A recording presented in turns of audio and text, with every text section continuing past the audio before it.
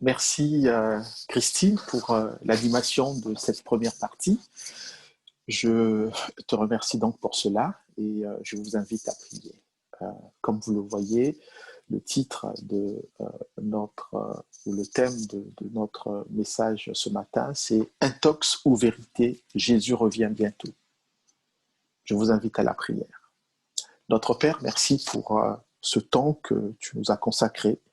Seigneur notre Dieu, te bénissons pour les chants, pour les prières, Seigneur, pour ta parole qui a été lue, notre Dieu, et t'invitons à continuer par ton esprit à nous inspirer, Seigneur, pour que nous puissions comprendre ta parole, Seigneur, que l'on comprenne ta pensée et que nous puissions vivre, Seigneur, à l'aune de cette pensée. Merci encore, notre Dieu. C'est dans le nom de ton Fils, notre Seigneur et Sauveur Jésus, que nous te prions. Amen.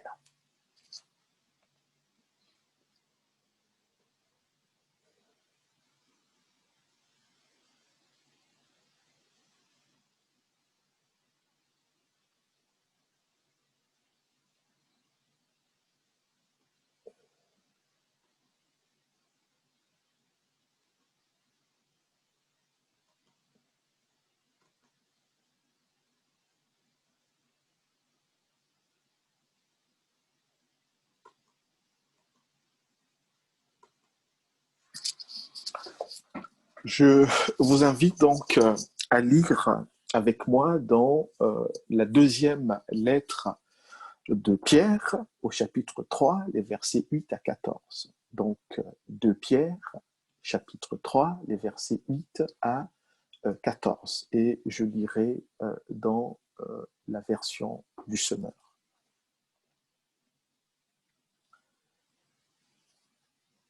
Mais il y a un fait que vous ne devez pas oublier, mes chers amis.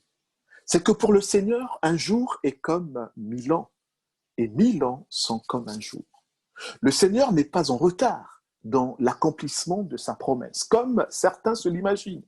Il fait simplement preuve de patience à votre égard, car il ne veut pas qu'un seul périsse. Il voudrait, au contraire, que tous parviennent à se convertir. Mais le jour du Seigneur viendra comme un voleur. En ce jour-là, le ciel disparaîtra dans un fracas terrifiant. Les astres embrasés se désagrégeront et la terre se trouvera jugée avec toutes les œuvres qui auront été accomplies sur elle. Puisque tout l'univers doit ainsi se désagréger, quelle vie sainte vous devez mener et avec quelle piété, en attendant que vienne le jour de Dieu et en hâtant sa venue. Ce jour-là, le ciel en feu se désagrégera et les astres embrasés fondront. Mais nous attendons, comme Dieu l'a promis, un nouveau ciel et une nouvelle terre où la justice habitera. C'est pourquoi, mes chers amis, dans cette attente, faites tous vos efforts pour que Dieu vous trouve pur et irréprochable à ses yeux, dans la paix qu'il donne. Jusqu'ici, la lecture de la parole de notre Seigneur. Alors, cet extrait de la deuxième lettre de Pierre que nous venons de lire fait partie d'un bloc de versets dans lequel l'auteur encourage les chrétiens à qui sont destinées la présente lettre à ne pas renoncer à la certitude du retour du Seigneur.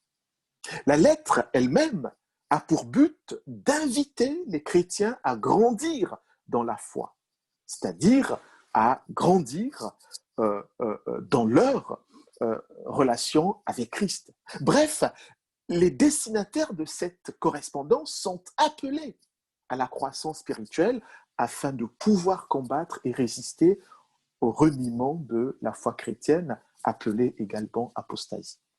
Ce combat contre la mauvaise doctrine, c'est en attendant le retour du Seigneur Jésus-Christ.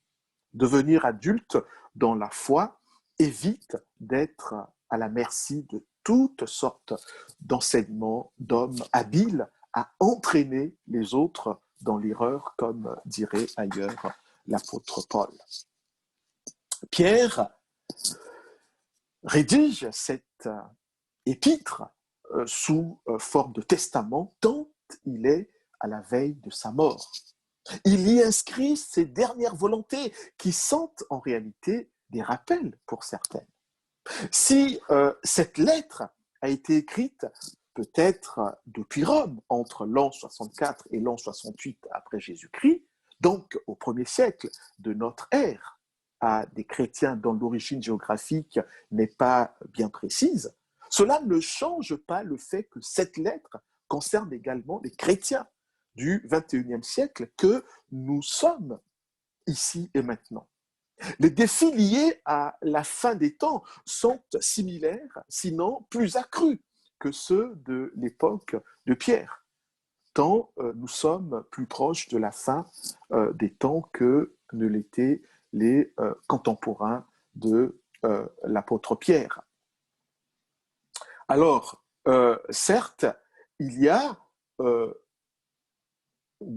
aurait beaucoup de choses à relever dans cette lettre, voire dans cette séquence du chapitre 3, les versets 1 à 16. Cependant, mon propos va se limiter à un aspect que l'on trouve dans ce que nous venons de lire, à savoir, le Seigneur n'est pas en retard dans l'accomplissement de sa promesse, comme certains se l'imaginent. Il fait simplement preuve de patience à votre égard, car il ne veut pas qu'un seul périsse. Il voudrait, au contraire, que tous parviennent à se convertir.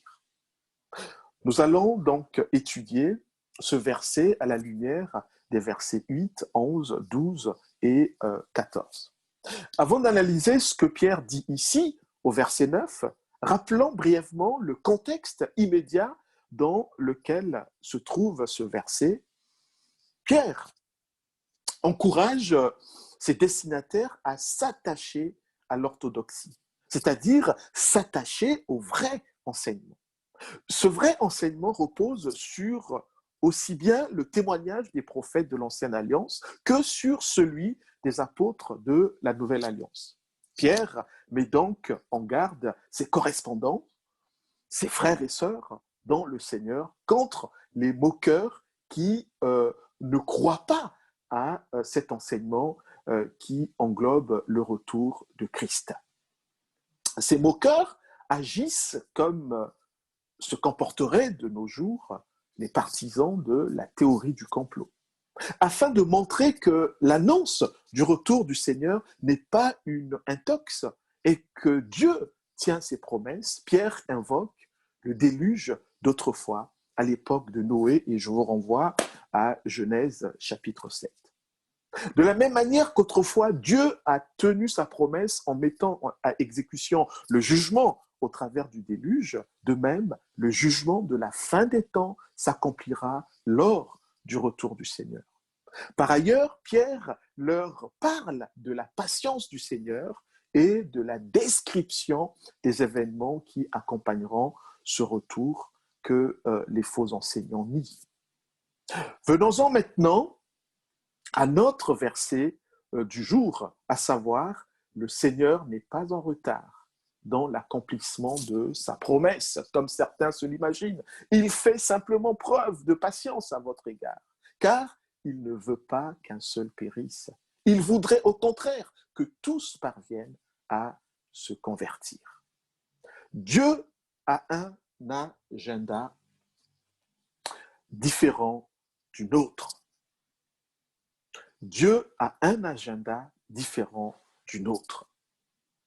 Le Seigneur n'est pas en retard dans l'accomplissement de sa promesse, comme certains se l'imaginent. En fait, dans cette lettre, ceux qui s'imaginent que le Seigneur est en retard dans l'accomplissement de sa promesse sont les faux enseignants, qui, en réalité, rejettent la doctrine du retour du Seigneur. Autant dire qu'ils sont fâchés avec ce que les théologiens appellent l'eschatologie. Ces faux docteurs sont persuadés que la venue du Seigneur n'aura jamais lieu. Pour eux, le retour du Seigneur est une chimère, voire un mythe où encore une légende. Par conséquent, il tourne en ridicule la foi des vrais chrétiens qui, eux, croient à ce retour du Seigneur. La question que l'on pourrait se poser, qu'en est-il pour chacun d'entre nous? Croyons-nous vraiment au retour du Seigneur? Ou bien nous n'en sommes pas convaincus? Voici comment ces moqueurs pensent ridiculiser les chrétiens. Alors, qu'en est-il de la promesse de sa venue? Nos ancêtres sont morts et depuis que le monde est monde, rien n'a changé. Voilà ce qu'ils disent. Ainsi, tel un apologète, Pierre défend au moyen d'arguments bibliques sa position qui consiste à adhérer à la promesse du retour du Seigneur. Mais aussi comme un pasteur, par l'invocation de ces passages bibliques, Pierre veut consolider la foi de ses frères et sœurs à qui il adresse cette lettre, car leur orthopraxie dépendra de leur orthodoxie. En d'autres termes, être conscient du retour à venir du Seigneur aide à vivre aujourd'hui dans l'obéissance de la parole de notre Dieu. La question que nous pouvons nous poser est la suivante. Comment voulons-nous que le Seigneur nous trouve à son retour? Comme des personnes qui lui sont fidèles ou bien comme celles qui lui sont infidèles? Là est la question. À cette question, Pierre nous conseille la réponse suivante. Mes chers amis, dans cette attente, faites tous vos efforts pour que Dieu vous trouve pur et irréprochable à ses yeux dans la paix qu'il donne. Dieu serait-il en mode ralenti pour ce qui est du retour du Seigneur Jésus? Qu'est-ce qui fait que le Seigneur tarde son retour? Deux raisons, nous allons le voir, peuvent expliquer cette impression de lenteur de la part de Dieu. La première raison se trouve dans son calendrier. En effet, selon son agenda, il n'est pas en retard, car premièrement, il n'a pas la même notion du temps que les hommes et les femmes que nous sommes, les hommes et les femmes qu'il a créés. Dieu n'a pas la même comptabilité du temps que nous.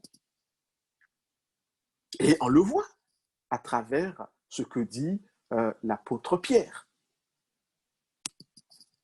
Cette vérité, donc, l'apôtre Pierre la puise dans l'une des prières de Moïse, à savoir le psaume 90, et plus exactement le verset 4. Il est dit, « Pour le Seigneur, un jour est comme 1000 ans, et 1000 ans sont comme un jour. » C'est cette différence de calcul du temps entre Dieu et les hommes qui fait que ceux-ci ont l'impression que le retour du Seigneur est si lent à venir.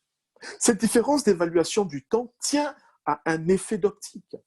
Vu de notre fenêtre, le temps semble long, alors que vu de la fenêtre de Dieu, le temps ne paraît pas si long que cela.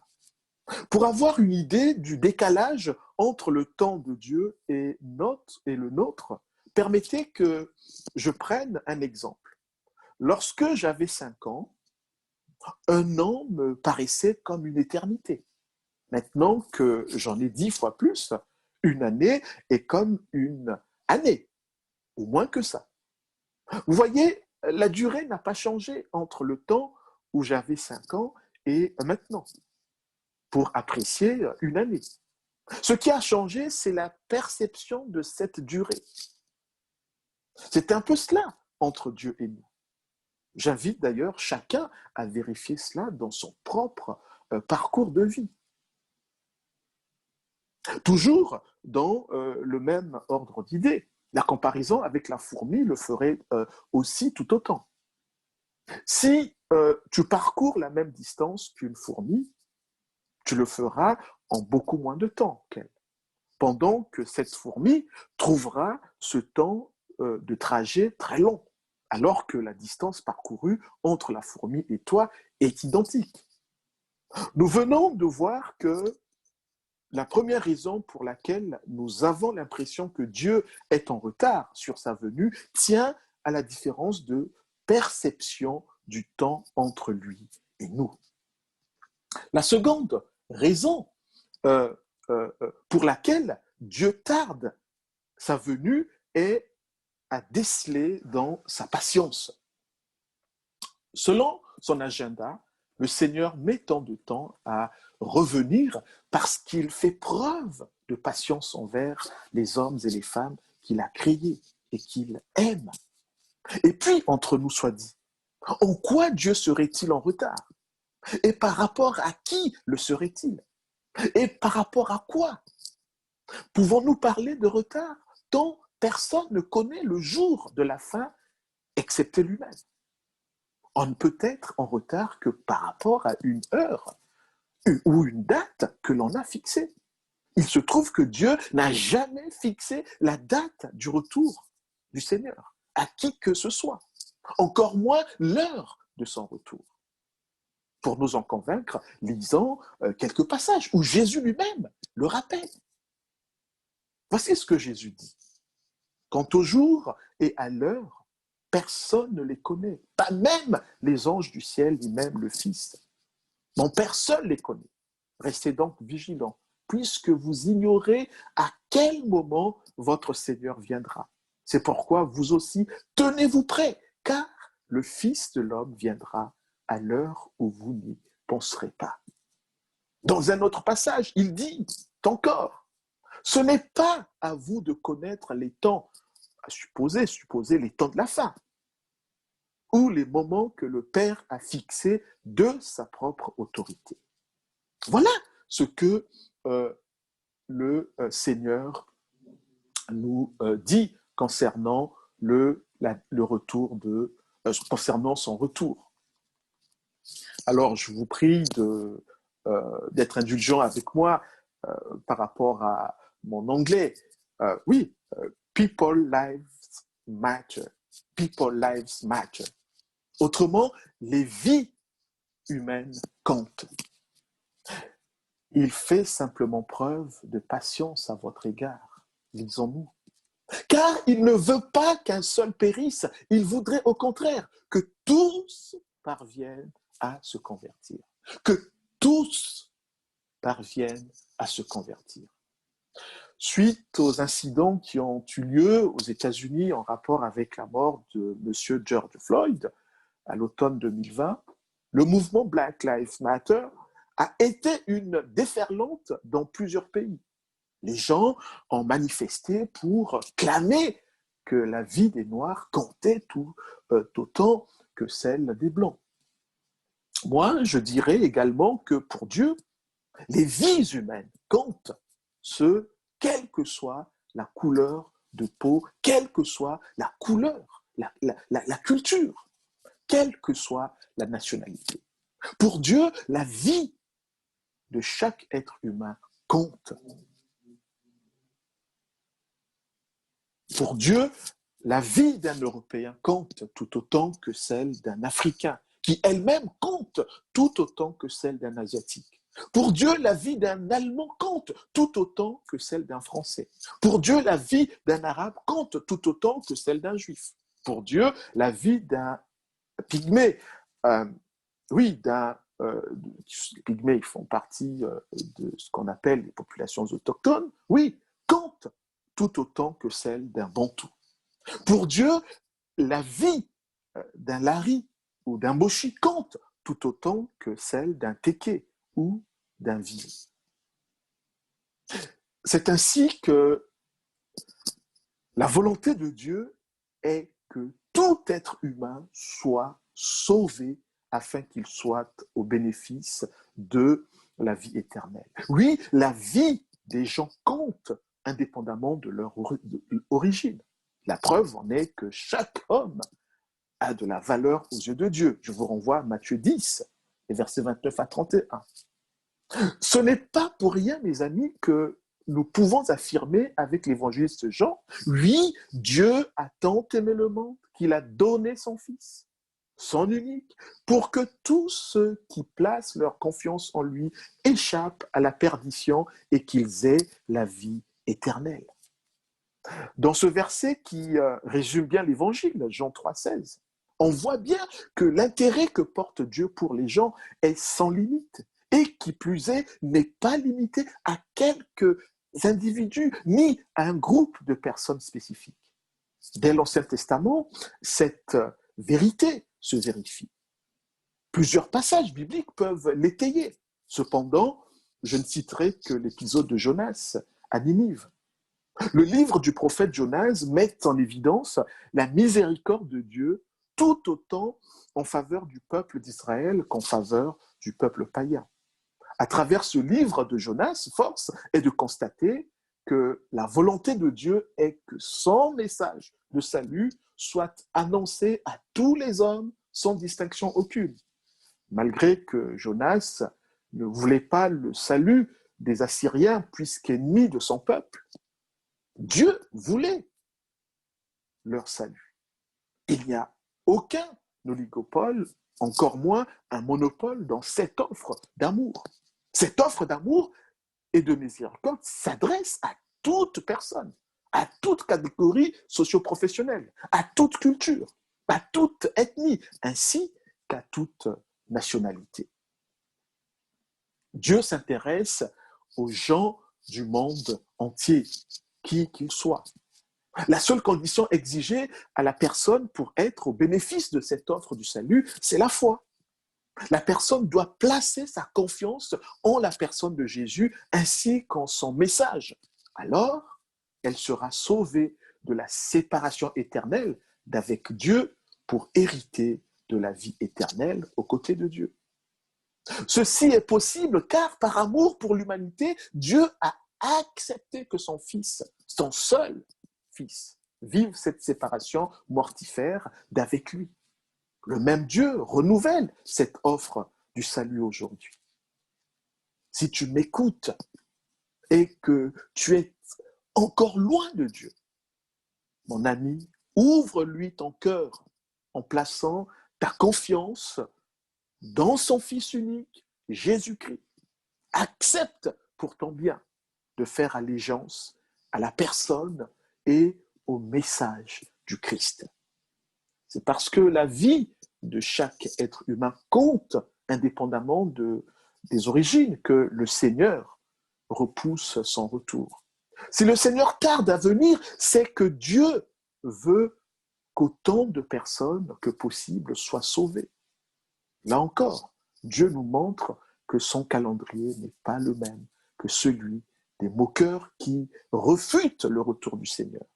Si le calendrier des moqueurs est teinté d'incrédulité et d'impatience, le calendrier de Dieu, quant à lui, est dicté par sa fidélité et sa patience, car voulant que le plus grand nombre soit sauvé.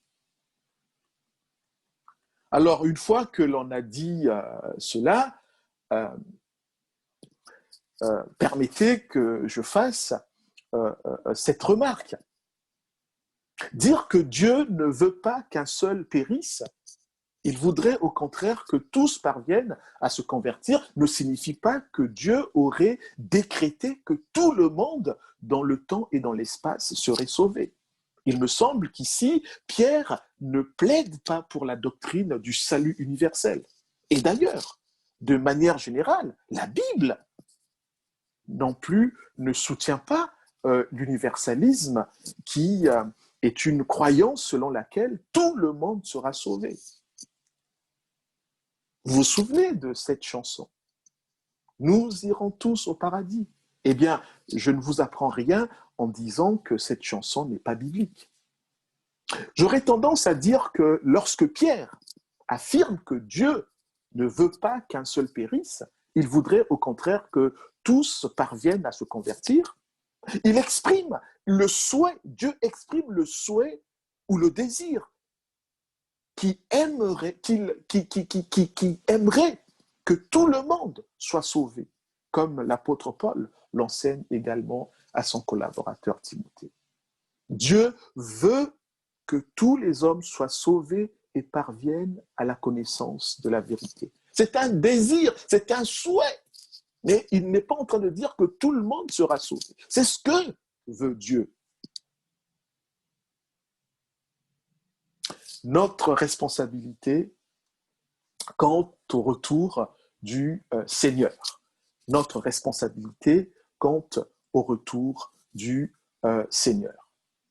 Il fait simplement preuve de patience à votre égard, car il ne veut pas qu'un seul périsse. Il voudrait au contraire que tous parviennent à se convertir.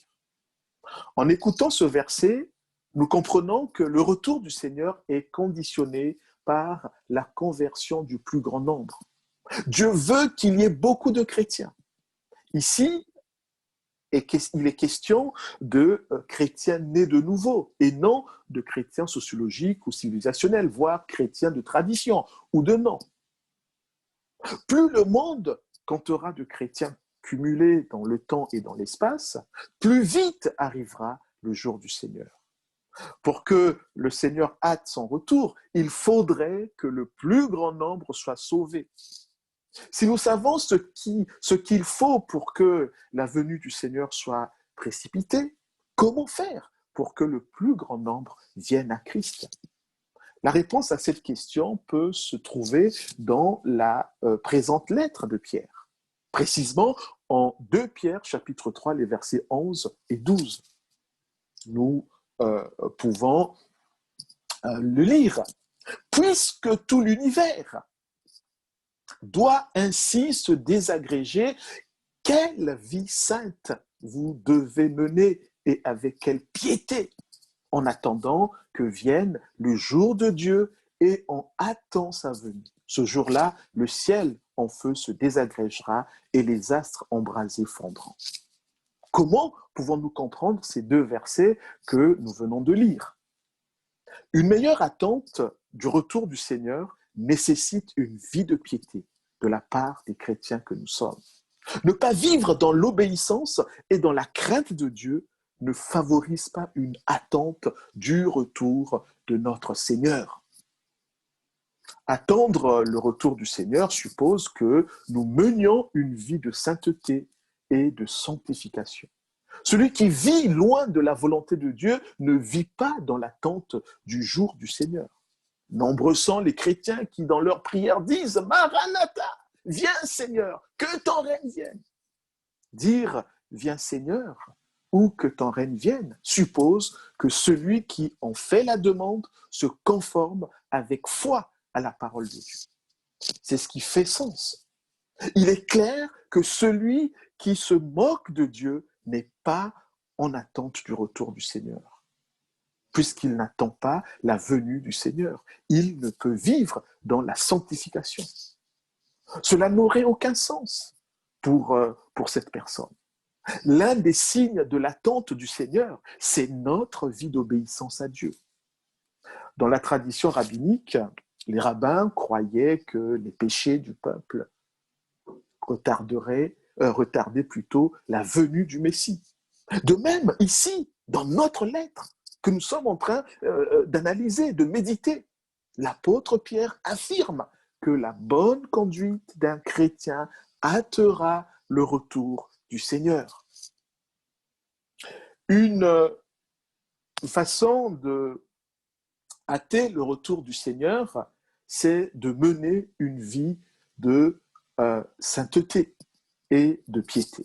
Il est question que le chrétien vive dans ce monde, dans l'obéissance à Christ, tout en étant en relation avec les non-chrétiens, mais sans pour autant trahir, bien entendu, l'évangile.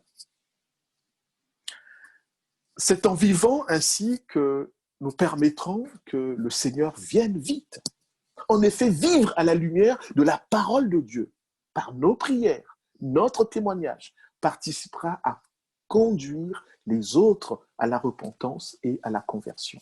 En effet, nous devons avoir une bonne conduite au milieu des non-chrétiens. Nous le lisons, l'apôtre Pierre, dans sa première lettre, nous le dit. Mes chers amis, dit-il, vous êtes dans ce monde comme des résidents temporaires, des étrangers.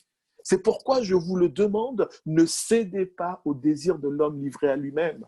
Ils font la guerre en vous. Ayez une bonne conduite au milieu des païens.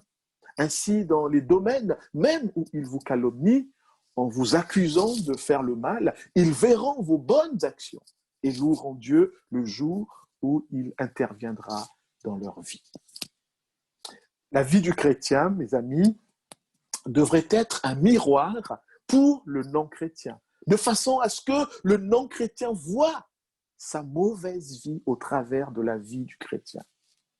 Mais dans la réalité, dans les faits, qui peut dire que sa vie est un miroir pour le monde, afin que celui-ci voie ses péchés. Nous devons être des miroirs pour les autres, afin qu'en nous voyant, qu'ils puissent voir leurs péchés et se repentent et viennent au Seigneur. Demande l'aide au Seigneur. Après avoir analysé les versets 11 et 12, je peux affirmer sans trop trembler que la conversion du plus grand nombre dépend de la conversion que la conversion du plus grand nombre dépend de l'attitude des chrétiens. Plus les chrétiens seront versés dans l'orthopraxie, plus le retour du Seigneur se précisera. Plus les chrétiens vivront à l'aune de l'Évangile, plus vite s'annoncera le retour du Seigneur. Voulons-nous que le Seigneur revienne? Alors, ayons une bonne conduite au milieu de ceux et celles qui ne connaissent pas le Seigneur. Ainsi, par notre comportement, Dieu amènera à lui toutes les personnes qui doivent être sauvées. Voyez combien, les amis, le retour du Seigneur dépend quelque part de chacun d'entre nous. Notre responsabilité est dès lors engagée. Reconnaître que nous avons une responsabilité dans l'accélération du retour du Seigneur ne signifie pas que Dieu ne soit pas souverain. En effet, Dieu n'a pas besoin de nous pour sauver quiconque, comme il n'a pas eu besoin de nous pour créer tout ce qui existe. Mais alors, pour quelle raison Pierre croit que nous avons un rôle à jouer dans la précipitation du retour du Seigneur, alors que Dieu préexiste à tout ce qui se trouve dans notre monde, voire dans notre univers? Il me semble que, par amour pour nous, Dieu nous fait le privilège de contribuer à ce qu'il y a de mieux, c'est-à-dire le salut du monde. Si aujourd'hui le président Macron me solliciter pour la résolution de la crise sanitaire actuelle, je serais franchement honoré, flatté. Je serais honoré parce qu'en réalité, notre président n'a pas besoin de mes compétences, que je n'ai même pas du reste. Ma seule contribution, c'est de mettre le masque jour après jour, tant que cette crise sanitaire durera. Mais je suis pas qualifié pour aller lui prodiguer des conseils. Il s'en sort sans ma contribution. C'est un peu cela. Nous ne sommes pas vraiment qualifiés pour participer aux côtés de Dieu pour le salut du monde. Mais malgré tout, Dieu nous fait confiance. Ainsi, il nous honore et nous fait ce privilège d'œuvrer à ses côtés pour le salut des gens.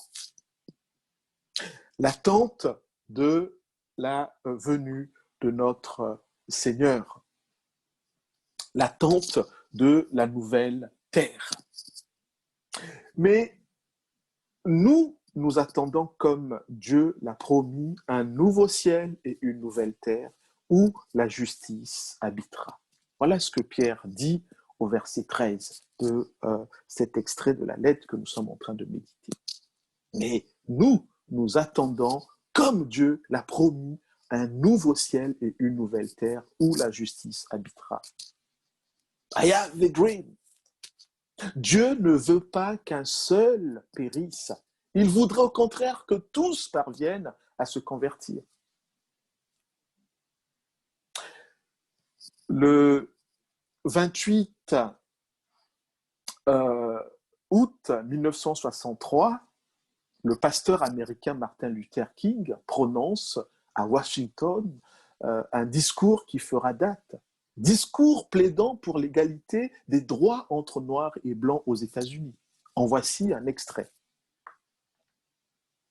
I have a dream. Je rêve qu'un jour, sur les collines rouges de Géorgie, les fils des anciens esclaves et les fils des anciens propriétaires d'esclaves pourront s'asseoir ensemble à la table de la fraternité. Je rêve qu'un jour, même l'État du Mississippi, un État qui étouffe dans la fournaise de l'injustice, qui étouffe dans la fournaise de l'oppression, sera transformé en une oasis de liberté et de justice. Je rêve que mes 4 jeunes enfants vivront un jour dans une nation où ils ne seront pas jugés sur la couleur de leur peau, mais à la mesure de leur caractère. Je rêve qu'un jour, au fin fond de l'Alabama, avec ses racistes pleins de haine, avec son gouverneur, des lèvres de qui dégoulinent les mots de l'interposition et de la nullification, un jour même là, en Alabama, les petits garçons noirs et les petites filles noires pourront main dans la main avec les petits garçons blancs et les petites filles blanches comme frères et sœurs. Je rêve qu'un jour, chaque vallée sera rehaussée et chaque colline et chaque montagne sera aplanie. Les aspérités seront nivelées et les endroits tortueux seront rendus rectilignes et la gloire de Dieu sera révélée et tout ce qui est cher le verra ensemble. Et ce sera le jour où tous les enfants de Dieu pourront chanter avec une signification nouvelle. Ma patrie, c'est toi, douce terre de liberté. C'est toi que je chante. Terre où mes aïeux sont morts, terre, fierté du pèlerin, que du versant de chaque montagne retentisse le carillon de la liberté. Et si le destin de l'Amérique est d'être une grande nation, tout cela doit devenir vrai. Et quand cela se produira, quand nous permettrons à la liberté de retentir, quand elle retentira dans chaque village et dans chaque hameau, dans chaque État et dans chaque ville, nous serons à mesure de hâter l'arrivée du jour où tous les enfants de Dieu, noirs et blancs, juifs et non-juifs, protestants et catholiques, pourront chanter en se tenant la main ces mots du vieux négro spirituel. Libre enfin. Béni soit le Tout-Puissant. Nous sommes libres enfin. Pour faire suite à cet excellent discours de Martin Luther King, je m'imagine moi aussi rêver. Je rêve d'un ciel nouveau et d'une terre nouvelle pour ceux que Dieu a créés. Car le premier ciel et la première terre disparaîtront et la mer n'existera plus. Je rêve de la ville sainte, la nouvelle Jérusalem qui descendra du ciel d'auprès de Dieu, belle comme une mariée qui se parera pour son époux. Je rêve de la tente de Dieu avec les hommes et les femmes de toute tribu.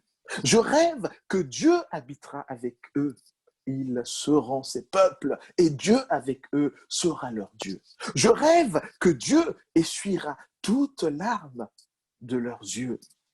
Je rêve que la mort ne sera plus. Et il n'y aura plus ni deuil, ni plainte, ni souffrance, car ce qui était autrefois aura définitivement disparu. Pour terminer, mes amis, je vais lire les paroles d'un chant en son temps. En son temps, ce que Dieu fait est parfait en son temps. Seigneur Jésus, je te prie, montre-moi que dans ma vie, tu fais tout ce que tu dis en son temps. En son temps, en ton temps, ce que tu fais est parfait. En ton temps, Seigneur, prends toute ma vie, qu'elle soit dès aujourd'hui pour toi une mélodie en ton temps. Amen.